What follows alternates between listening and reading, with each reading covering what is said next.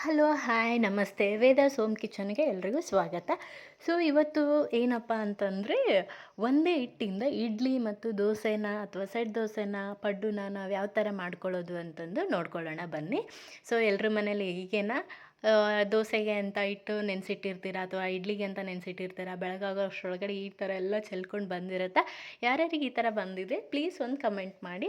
ಇಲ್ಲಿವರೆಗೂ ನನ್ನ ಚಾನಲ್ನ ಯಾರು ಸಬ್ಸ್ಕ್ರೈಬ್ ಮಾಡಿಲ್ಲ, ಪ್ಲೀಸ್ ನನ್ನ ಚಾನಲ್ನ ಸಬ್ಸ್ಕ್ರೈಬ್ ಮಾಡಿ. ಸೊ ಫಸ್ಟ್ ಎಲ್ಲ ವೀಡಿಯೋ ನೋಟಿಫಿಕೇಷನ್ ಕೂಡ ನಿಮಗೆ ಬರುತ್ತೆ. ಸೊ ಬನ್ನಿ, ಈ ಥರ ಹಿಟ್ಟು ಉಬ್ಕೊಂಡು ಬರಬೇಕು ಅಂತಂದರೆ ಮೆಜರ್ಮೆಂಟ್ ಬಂದುಬಿಟ್ಟು 3 ಕಪ್ ಅಕ್ಕಿಗೆ 1 ಕಪ್ ಉದ್ದಿನಬೇಳೆನ ತೊಗೋಬೇಕು.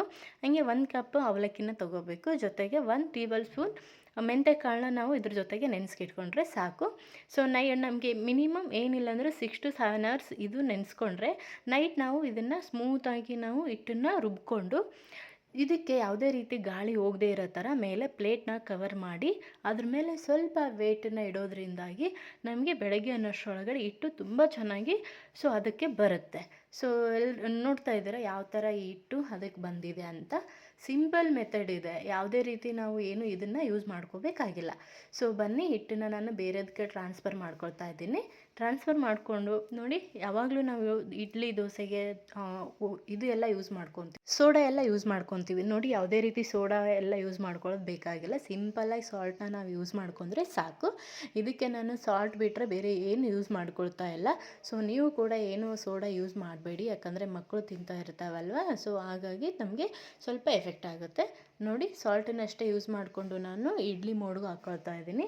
ಸೊ ಇಡ್ಲಿನ ನೀವು ನೋಡ್ತಾ ಇರ್ಬೋದು. ಸ್ವಲ್ಪ ನಾನು ಇಡ್ಲಿ ಮೋಡ್ಗೆ ಆಯಿಲ್ನ ಇದನ್ನು ಮಾಡ್ಕೊಂಡಿದ್ದೀನಿ. ನಾನು ಅದಕ್ಕೆ ಪೇಪರ್ ಇಟ್ಕೊಂಡಿದ್ದೀನಿ, ಯಾಕಂದರೆ ಹೋಲ್ ತುಂಬ ದೊಡ್ಡದಿದೆ, ಹಾಗಾಗಿ ಪೇಪರ್ ಕಟ್ ಮಾಡ್ಕೊಂಡು ಹಾಕ್ಕೊಂಡಿದ್ದೀನಿ. ಸೊ ಇವಾಗ ಇಟ್ಟಿದ್ದೀನಿ ನಾನು, ನೀವೇ ನೋಡ್ತಾ ಇರ್ಬೋದು.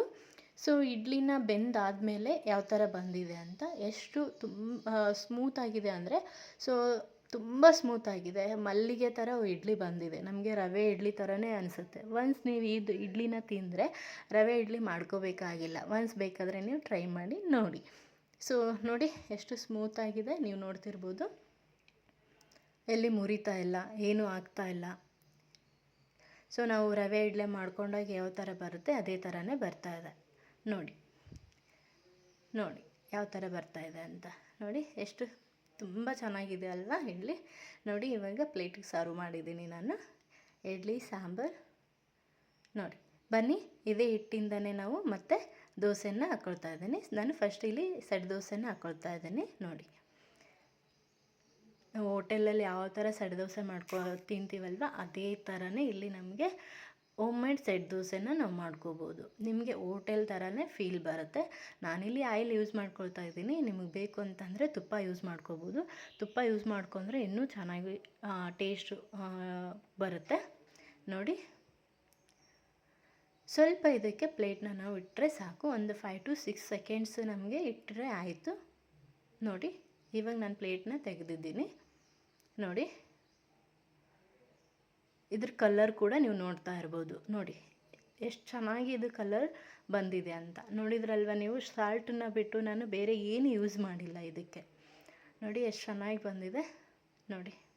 ಇವಾಗ ಬನ್ನಿ, ನೀವು ಇದರಿಂದನೇ ಮತ್ತೆ ನಾನು ಇವಾಗ ನಾರ್ಮಲ್ ದೋಸೆನ, ಒಂದು ಪ್ಲೇನ್ ದೋಸೆನ ಹಾಕ್ಕೊಳ್ತಾ ಇದ್ದೀನಿ. ಅದೇ ಹಿಟ್ಟನ್ನೇ ನೀವು ನೋಡ್ತಾ ಇರ್ಬೋದು, ನಾನು ಹಿಟ್ಟನ್ನು ಚೇಂಜ್ ಮಾಡಿಲ್ಲ. ಅದೇ ಒಂದೇ ಹಿಟ್ಟಿಂದನೇ ನಾನು ಹಾಕ್ಕೊಳ್ತಾ ಇದ್ದೀನಿ. ಪ್ಲೇನ್ ದೋಸೆ ಹಾಕ್ತಾಯಿದ್ದೀನಿ ಇವಾಗ ನಾನು ನೋಡಿ. ಇವಾಗ ಮನೇಲಿ ಕೇಳ್ತಾ ಇರ್ತಾರಲ್ವ, ಇಡ್ಲಿ ಮಾಡಿದರೆ ದೋಸೆ ಬೇಕು ಅಂತಾರೆ. ನಮಗೆ ದೋಸೆ ತಿಂದರೆ ಕೆಲವೊಬ್ಬರಿಗೆ ಮಕ್ಕಳಿಗೆ ಸೆಟ್ ದೋಸೆ ತಿನ್ಬೇಕನ್ಸುತ್ತೆ. ಹಾಗಾಗಿ ಈ ಒಂದೇ ಹಿಟ್ಟಿಂದ ನಾವು ಈ ಮೂರನ್ನು ಕೂಡ ಮಾಡ್ಕೋಬೋದು. ಪಡ್ಡೂ ನಾವು ಮಾಡ್ಕೋಬೋದು ನೋಡಿ. ನೋಡಿ ದೋಸೆ ನಿಮಗೆ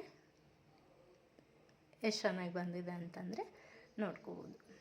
ನಿಮಗೆ ಎಷ್ಟು ಕ್ರಿಸ್ಪಿ ಬೇಕೋ ಅಷ್ಟು ಕ್ರಿಸ್ಪಿ ಬರುತ್ತೆ ದೋಸೆ ಕೂಡ ನೋಡಿ. ಕಲರ್ ಕೂಡ ನೋಡಿ ನೀವು, ತುಂಬ ಚೆನ್ನಾಗಿ ಬಂದಿದೆ ನೋಡಿ. ನೋಡಿದ್ರಲ್ವ ಎಷ್ಟು ಚೆನ್ನಾಗಿ ಬಂದಿದೆ ಅಂತ. ಕಲರ್ ಕೂಡ ಅಷ್ಟೇ ಚೆನ್ನಾಗಿ ಬಂದಿದೆ ನೋಡಿ.